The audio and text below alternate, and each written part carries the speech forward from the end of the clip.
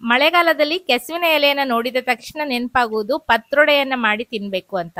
ಇವತ್ತಿನ ವಿಡಿಯೋದಲ್ಲಿ 2 ವಿಧಾನದಲ್ಲಿ ಪತ್ರೊಡೆ ಮಾಡೋದನ್ನ ತೋರಿಸ್ತಾ ಇದ್ದೇನೆ. ಒಂದು ಒಗ್ಗರಣೆಯನ್ನ ಹಾಕಿ ಮಾಡುವಂತಹ ಪತ್ರೊಡೆ, ಇನ್ನೊಂದು ದೋಸೆ ಕವಲಿಯ ಮೇಲೆ ಇಟ್ಟು ಮಾಡುವಂತಹ ದೋಸೆ ಕಲ್ಲು ಪತ್ರೊಡೆ. ಎರಡು ಕೂಡ ತುಂಬಾನೇ ಚೆನ್ನಾಗಿ ಆಗ್ತದೆ. ಯಾವ ರೀತಿಯಾಗಿ ಮಾಡೋದಂತ ನೋಡೋಣ ಬನ್ನಿ. ನಮಸ್ಕಾರ, ನಾನು ಪವಿತ್ರ ಭಾಗವತ್. ಮಿಸೆಸ್ ಭಾಗವತ್ ಚಾನಲ್ಗೆ ನಿಮ್ಮೆಲ್ಲರಿಗೂ ಪ್ರೀತಿಯ ಸ್ವಾಗತ.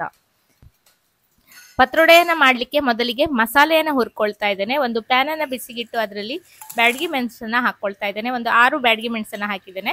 ನಂತರ 2 ಟೇಬಲ್ ಚಮಚ ಆಗುವಷ್ಟು ಧನಿಯಾ ಬೀಜವನ್ನ ಹಾಕೊಳ್ತಾ ಇದ್ದೇನೆ.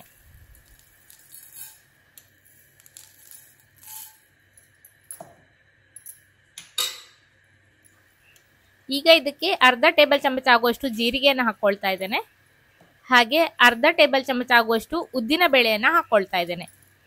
ಒಬ್ಬೊಬ್ರು ಮನೆಯಲ್ಲಿ ಒಂದೊಂದು ವಿಧಾನದಲ್ಲಿ ಪತ್ರೊಡೆಯನ್ನ ಮಾಡ್ತಾರೆ. ನಿಮ್ಮಲ್ಲಿ ಯಾವ ರೀತಿಯಾಗಿ ನೀವು ಪತ್ರೊಡೆಯನ್ನ ಮಾಡ್ತೀರಾ ಅಂತ ಕಮೆಂಟ್ ಮಾಡಿ ತಿಳಿಸಿ. ಹಾಗೆ ಇದಕ್ಕೆ ಒಂದು 10-12 ಮೆಂತೆಕಾಳು, ಒಂದು 1/4 ಟೀ ಚಮಚ ಆಗುವಷ್ಟು ಮೆಂತೆಕಾಳನ್ನ ಹಾಕಿದ್ದೇನೆ. ತೆಂಗಿನ ಎಣ್ಣೆನ ಹಾಕೊಂಡು ಇದನ್ನ ಚೆನ್ನಾಗಿ ಸಣ್ಣ ಉರಿಯಲ್ಲಿ ಪರಿಮಳ ಬರುವ ತನಕ ಹುರಿದುಕೊಳ್ತೇನೆ. ತುಂಬಾ ಚೆನ್ನಾಗಿ ಸಣ್ಣ ಉರಿಯಲ್ಲಿ ಹುರಿದಾಗ ಒಳ್ಳೆ ಪರಿಮಳ ಬರ್ತದೆ. ಮಸಾಲೆ ಎಲ್ಲ ಚೆನ್ನಾಗಿ ಹುರ್ಕೊಳ್ಬೇಕು. ನಮ್ಮಲ್ಲಿಯೂ ಕೂಡ 2-3 ವಿಧಾನದಲ್ಲಿ ನಾವು ಪತ್ರೊಡೆಯನ್ನ ಮಾಡ್ತೇವೆ. ಇವತ್ತು ಒಂದು ವಿಧಾನವನ್ನ ನಾನು ನಿಮ್ಮ ಜೊತೆ ಶೇರ್ ಮಾಡ್ತಾ ಇದ್ದೇನೆ. ಮಸಾಲೆ ಎಲ್ಲ ಚೆನ್ನಾಗಿ ಹುರಿದಾಗಿದೆ. ಕೊನೆಯಲ್ಲಿ ಸ್ವಲ್ಪ ಕರಿಬೇವಿನ ಸೊಪ್ಪು ಹಾಗೆ ಕಡಲೆ ಗಾತ್ರದ ಇಂಗನ್ನ ಹಾಕಿದ್ದೇನೆ. ಎಲ್ಲ ಮಿಕ್ಸ್ ಮಾಡಿ ತಣ್ಣಗಾಗ್ಲಿಕ್ಕೆ ಬಿಡ್ತೇನೆ. ಈಗ ಅಕ್ಕಿಯನ್ನ ರುಬ್ಕೊಳ್ಳಿಕ್ಕೆ ಮಿಕ್ಸಿ ಜಾರಲ್ಲಿ ನೆನೆಸಿಟ್ಟಿರುವ ಅಕ್ಕಿಯನ್ನ ಹಾಕ್ತಾ ಇದ್ದೇನೆ. 1 ಲೋಟ ಆಗುವಷ್ಟು ಅಕ್ಕಿಯನ್ನ ನಾನಿಲ್ಲಿ ಬಳಸಿದ್ದೇನೆ. ಒಂದು 250 ml ಗಾತ್ರದ ಒಂದು ಲೋಟದಲ್ಲಿ ನಾನು ಅಕ್ಕಿಯನ್ನ ನೆನೆಸಿಟ್ಕೊಂಡಿದ್ದೆ. 1 ಗಂಟೆ ಹೊತ್ತು ಅಕ್ಕಿಯನ್ನ ನೆನೆಸಿಟ್ಕೊಂಡಿದ್ದೆ. ಸ್ವಲ್ಪನೇ ನೀರನ್ನ ಸೇರಿಸ್ಕೊಂಡಿದ್ದೇನೆ. ಜಾಸ್ತಿ ನೀರನ್ನ ಹಾಕುದು ಬೇಡ, ಸ್ವಲ್ಪ ಗಟ್ಟಿಯಾಗಿ ರುಬ್ಕೊಳ್ಬೇಕು. ಅಕ್ಕಿ ಹಾಕಿದ ನಂತರ ಅರ್ಧ ಕಪ್ ಆಗುವಷ್ಟು ಹಸಿ ಕಾಯಿ ತುರಿಯನ್ನ ಹಾಕಿದ್ದೇನೆ. ನಂತರ ರುಚಿಗೆ ಬೇಕಾಗುವಷ್ಟು ಉಪ್ಪನ್ನ ಹಾಕೊಳ್ತಾ ಇದ್ದೇನೆ. ಸ್ವಲ್ಪ ಉಪ್ಪು ಮುಂದಾಗಿ ಹಾಕೊಳ್ಬೇಕು. ಅಕ್ಕಿ, ಮಸಾಲೆ ಹಾಗೆ ಎಲೆಗೆ ಬೇಕಾಗುವಷ್ಟು ಉಪ್ಪನ್ನ ಹಾಕೊಳ್ಬೇಕು. ನಂತರ 2 ಟೇಬಲ್ ಚಮಚ ಆಗುವಷ್ಟು ಬೆಲ್ಲವನ್ನ ಹಾಕಿದ್ದೇನೆ. ಬೆಲ್ಲ ಸ್ವಲ್ಪ ಸಿಹಿ ಒತ್ತಾಗಿ ಬರಬೇಕು ಅಂತಿದ್ರೆ 2 ಟೇಬಲ್ ಚಮಚ ಹಾಕಿ, ಇಲ್ಲ ಸಿಹಿ ಬೇಡ ಅಂತಿದ್ರೆ 1 ಟೇಬಲ್ ಚಮಚ ಆಗುವಷ್ಟು ಬೆಲ್ಲವನ್ನ ಹಾಕೊಳ್ಳಿ. ಈಗ ಇದಕ್ಕೆ ಹುರಿದಿಟ್ಟಿರುವ ಮಸಾಲೆಯನ್ನ ಹಾಕೊಳ್ತಾ ಇದ್ದೇನೆ. ನಂತರ ಅರಿಶಿನವನ್ನ ಹಾಕೊಳ್ತಾ ಇದ್ದೇನೆ. ಹಾಗೆ ಹುಣಸೆ ಹಣ್ಣನ್ನು ಕೂಡ ಹಾಕೊಳ್ತಾ ಇದ್ದೇನೆ. ಹುಣಸೆ ಹಣ್ಣು ಸರಿಯಾಗಿ ಬೀಳಬೇಕು. ಕೆಸುವಿನ ಎಲೆ ಬಾಯಿ ತುರಿಸ್ತದೆ, ಹಾಗಾಗಿ ಸರಿಯಾಗಿ ಹುಣಸೆ ಹಣ್ಣನ್ನ ಹಾಕೊಳ್ಬೇಕು. ನೆನೆಸಿಟ್ಟಿರುವ ಹುಣಸೆ ಹಣ್ಣನ್ನ ನಾನಿಲ್ಲಿ ಬಳಸಿದ್ದೇನೆ. ಈಗ ಅರಿಶಿನವನ್ನ ಹಾಕೊಳ್ತಾ ಇದ್ದೇನೆ. ಸ್ವಲ್ಪ ನೀರನ್ನ ಸೇರಿಸಿ ಸಣ್ಣ ತರಿ ಉಳಿಯುವ ಹಾಗೆ ಈ ರೀತಿ ಗಟ್ಟಿಯಾಗಿ ರುಬ್ಕೊಂಡಿದ್ದೇನೆ.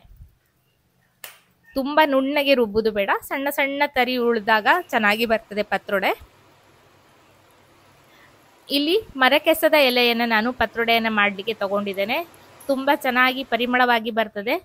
ಆರೋಗ್ಯಕ್ಕೂ ಈ ಎಲೆ ಇದ್ರೆ ಒಳ್ಳೆಯದು ಅಂತ ಹೇಳ್ತಾರೆ. ಮಳೆಗಾಲದಲ್ಲಿ ಸಿಗ್ತದೆ ನಮ್ಮೂರಲ್ಲಿ, ಹಾಗಾಗಿ ನಾನು ಬಳಸ್ತಾ ಇದ್ದೇನೆ. ಇಲ್ಲ ಅಂದ್ರೆ ನಾನು ಈಗಾಗಲೇ ಒಂದು ಗೊಜ್ಜಿನ ರೆಸಿಪಿಯನ್ನು ಹಾಕಿದ್ದೆ, ಹಾಲು ಕೆಸ ಅಂತ. ಆ ಎಲೆಯನ್ನು ತೋರಿಸಿದ್ದೆ. ಅದು ಇದ್ರೆ ಅದರಲ್ಲಿ ಕೂಡ ಪತ್ರೊಡೆ ಚೆನ್ನಾಗಾಗ್ತದೆ. ಇದರಲ್ಲಿ ಸಣ್ಣ ಎಲೆ, ದೊಡ್ಡ ಎಲೆ ಎಲ್ಲದೂ ಕೂಡ ಇದೆ. ಹಾಗಾಗಿ ನಾನು ಒಂದರ ಮೇಲೆ ಒಂದು ಜೋಡಿಸ್ಕೊಂಡು ಇದಕ್ಕೆ ಮಸಾಲೆಯನ್ನು ಹಚ್ಕೊಳ್ತಾ ಇದ್ದೇನೆ. ತೆಳ್ಳಗೆ ಮಸಾಲೆಯನ್ನ ಈ ರೀತಿಯಾಗಿ ಹಚ್ಚಬೇಕು. ಕೈಯಲ್ಲೇ ಹಚ್ಚುದು ಇದನ್ನ, ಮತ್ತೆ ಸೌಟು ಚಮಚದಲ್ಲೆಲ್ಲ ಹಚ್ಚುವ ಕ್ರಮ ಇಲ್ಲ. ಈ ರೀತಿ ತೆಳ್ಳಗೆ ಕೈಯಲ್ಲಿಯೇ ಚೆನ್ನಾಗಿ ಸ್ಪ್ರೆಡ್ ಮಾಡ್ಕೊಳ್ಬೇಕು. 1 ಲೇಯರ್ ಆದ ನಂತರ ಮತ್ತೆ ಅದರ ಮೇಲ್ಗಡೆ ಇದೇ ರೀತಿಯಾಗಿ ಎಲೆಯನ್ನ ಜೋಡಿಸ್ಕೊಂಡು ಮತ್ತೆ ಹಿಟ್ಟನ್ನ ಹಚ್ಕೊಳ್ಬೇಕು. ನಾನು 2 ಲೇಯರ್ ಆಗಿ ಮಾಡ್ಕೊಳ್ತಾ ಇದ್ದೇನೆ. ತುಂಬಾ ದಪ್ಪ ಮಾಡಿದ್ರು ಕೂಡ ಬೇಯಲಿಕ್ಕೆ ಕಷ್ಟ ಆಗ್ತದೆ, ಹಾಗಾಗಿ 2 ಲೇಯರ್ ಅಲ್ಲಿ ನಾನು ಮಾಡ್ಕೊಂಡಿದ್ದೇನೆ. ಮತ್ತೆ ಈ ರೀತಿ ಎಲೆಯನ್ನು ಜೋಡಿಸಿ ಇದಕ್ಕೆಲ್ಲದಕ್ಕೂ ಮಸಾಲೆಯನ್ನು ಹಚ್ಕೊಳ್ತೇನೆ. ಎಲೆ ಕೂಡ ಸಣ್ಣದಾಗಿದ್ದರಿಂದ ಮೇಲೆ ಇಟ್ಟು ಈ ರೀತಿ ಹಚ್ಕೊಳ್ತಾ ಇದ್ದೇನೆ. ದೊಡ್ಡ ಎಲೆ ಇದ್ರೆ ಒಂದೊಂದೇ ಎಲೆಗೆ ಹಚ್ಕೊಂಡ್ರು ಆಗ್ತದೆ. ನಂತರ ಈ ರೀತಿಯಾಗಿ ಅದನ್ನ ಮಡಿಸ್ಕೊಂಡು ಸುರುಳಿಯನ್ನ ಸುತ್ಕೊಳ್ಬೇಕು. ಸುರುಳಿಯನ್ನ ಸುತ್ತುವಾಗ ಚೆನ್ನಾಗಿ ಟೈಟ್ ಆಗಿ ಸುತ್ತಬೇಕು, ಬಿಚ್ಚಿ ಹೋಗಬಾರ್ದು. ಈ ರೀತಿ 2 ಆ ಕಡೆ ಈ ಕಡೆಯಿಂದ ಮಡಿಸ್ಕೊಂಡು ಈ ರೀತಿ ಸುರುಳಿಯನ್ನ ಸುತ್ತಕೊಳ್ಬೇಕು. ಸುರುಳಿಯನ್ನ ಸುತ್ತುವಾಗ ಮಧ್ಯ ಎಲೆಗೂ ಕೂಡ ಸ್ವಲ್ಪ ಹಿಟ್ಟನ್ನ ಸವರ್ಕೊಳ್ಬೇಕು, ಇಲ್ಲ ಅಂದ್ರೆ ಮಧ್ಯ ಪ್ಲೇನ್ ಆಗ್ತದೆ. ಹಾಗಾಗಿ ಅಲ್ಲಿಯೂ ಕೂಡ ಸ್ವಲ್ಪ ಹಿಟ್ಟನ್ನ ಸವರಿ ಈ ರೀತಿ ರೋಲನ್ನ ಮಾಡ್ಕೊಳ್ಬೇಕು. ಎಲ್ಲ ಎಲೆಯಿಂದ ರೋಲನ್ನ ಮಾಡ್ಕೊಂಡಿದ್ದೇನೆ. 4 ರೋಲ್ ಆಗಿದೆ. ನಾನು ತಗೊಂಡಿರುವ ಹಿಟ್ಟಿಗೆ 4 ರೋಲ್ ಆಗುವಷ್ಟು ಆಗಿದೆ. ಈಗಾಗಲೇ ಒಂದು ಇಡ್ಲಿ ಪಾತ್ರೆಯಲ್ಲಿ ನೀರನ್ನ ಕಾಯಲಿಕ್ಕೆ ಇಟ್ಟಿದ್ದೇನೆ. ನೀರು ಕುದಿ ಬಂದ ನಂತರ ಈ ರೀತಿ ರೋಲನ್ನು ಪಾತ್ರೆಯ ಒಳಗಡೆ ಇಟ್ಟು ಬೇಯಿಸ್ಕೊಳ್ಬೇಕು.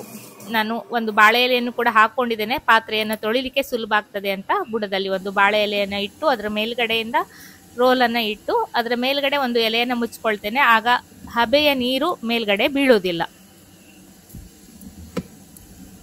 ಮುಚ್ಚಳವನ್ನು ಮುಚ್ಚಿ ಒಂದು 40 ನಿಮಿಷ ಇದನ್ನ ಬೇಯಿಸ್ಕೊಳ್ಬೇಕು. ಚೆನ್ನಾಗಿ ಬೇಯಬೇಕು. ಅದು ಹಸಿ ಉಳಿದ್ರೆ ಬಾಯಿ ತುರಿಸುವ ಸಾಧ್ಯತೆ ಇರ್ತದೆ. ಚೆನ್ನಾಗಿ ಬೆಂದು ತಣ್ಣಗಾದ ನಂತರ ನಾನಿಲ್ಲಿ ಒಗ್ಗರಣೆಗೆ ರೆಡಿ ಮಾಡ್ಕೊಳ್ತಾ ಇದ್ದೇನೆ. ಒಂದು ಬಾಣಲೆಯನ್ನು ಬಿಸಿಗಿಟ್ಟು ತೆಂಗಿನ ಎಣ್ಣೆ 2 ಟೇಬಲ್ ಚಮಚ ಆಗುವಷ್ಟು ಹಾಕಿದ್ದೇನೆ. ನಂತರ ಸ್ವಲ್ಪ ಸಾಸಿವೆನ ಹಾಕೊಳ್ತಾ ಇದ್ದೇನೆ. ಹಾಗೆ ಉದ್ದಿನ ಬೇಳೆಯನ್ನು ಹಾಕೊಳ್ತಾ ಇದ್ದೇನೆ. ನಂತರ ಸ್ವಲ್ಪ ಕರಿಬೇವಿನ ಸೊಪ್ಪು ಹಾಗೆ 1-2 ಒಣಮೆಣಸಿನ ಪೀಸನ್ನ ಹಾಕೊಳ್ತಾ ಇದ್ದೇನೆ. ಒಗ್ಗರಣೆಯನ್ನು ಚೆನ್ನಾಗಿ ಬಾಡಿಸ್ಕೊಂಡು ಈಗ ಇದಕ್ಕೆ ಕಟ್ ಮಾಡಿಟ್ಟಿರುವ ಪತ್ರೊಡೆಯನ್ನು ಹಾಕ್ಕೊಳ್ತಾ ಇದ್ದೇನೆ. ಪತ್ರೊಡೆ ಸರಿ ತಣ್ಣಗಾದ ನಂತರ ಚಿಕ್ಕದಾಗಿ ಕಟ್ ಮಾಡ್ಕೊಳ್ಬೇಕು. ಈ ರೀತಿ ಉದುರಾಗಿ ಬರ್ತದೆ ಅದು. ಇದನ್ನ ಹಾಕಿ ಮೇಲ್ಗಡೆಯಿಂದ ಸ್ವಲ್ಪ ಹಸಿ ಕಾಯಿ ತುರಿಯನ್ನು ಹಾಕಿ ಚೆನ್ನಾಗಿ ಮಿಕ್ಸ್ ಮಾಡಿಕೊಂಡ್ರೆ ಒಗ್ಗರಣೆ ಹಾಕಿದಂತಹ ಪತ್ರೊಡೆ ರೆಡಿ ಆಗ್ತದೆ. ಇದನ್ನ ಖಾರವಾಗಿರುವ ಪತ್ರೊಡೆ ಮೇಲ್ಗಡೆಯಿಂದ ಎಣ್ಣೆ ಅಥವಾ ಬೆಣ್ಣೆಯನ್ನು ಹಾಕಿ ಸರ್ವ್ ಮಾಡೋದು. ಇದನ್ನ ಕೆಲವೊಬ್ಬರಿಗೆ ಸಿಹಿಯಾಗಿರುವ ಪತ್ರೊಡೆ ಇಷ್ಟ ಆಗ್ತದೆ ಅಂಥವರು ಒಗ್ಗರಣೆಗೆ ಬೇಕಾದರೆ ಬೆಲ್ಲವನ್ನು ಹಾಕ್ಬೋದು, ಅಥವಾ ಬೆಲ್ಲದ ಪಾಕವನ್ನು ಮಾಡಿ ಮೇಲ್ಗಡೆಯಿಂದ ಪಾಕವನ್ನು ಹಾಕಿ ಸರ್ವ್ ಮಾಡುವ ಕ್ರಮ ಕೂಡ ಇದೆ. ನಿಮಗೆ ಯಾವ ರೀತಿ ಇಷ್ಟ ಹಾಗೆ ಮಾಡ್ಕೊಳ್ಬೋದು. ಇದನ್ನು ಚೆನ್ನಾಗಿ ಮಿಕ್ಸ್ ಮಾಡಿ ಸರ್ವ್ ಮಾಡಿದ್ರೆ ಆಯಿತು.